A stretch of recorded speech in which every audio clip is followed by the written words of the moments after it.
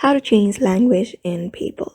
Hello everybody, welcome back to our channel. Today in this video we will be guiding you through on how we can change our language on people. So if you're wondering how we can change the language on people, these are the steps you need to follow. So let's just get ahead with the process. But before that, don't forget to hit that like, share and subscribe icon, and also turn on the notification bell to get updated about our latest and new videos.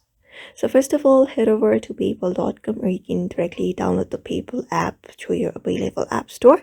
After it is installed, in order to change the location in the PayPal application, you need to log in and tap on the gear icon after you're logged in your account. So when you reach over to this page of the login, I'll just wait for it to load up first. And here, you're gonna go ahead and scroll down a bit, and you should be able to find the option called language here.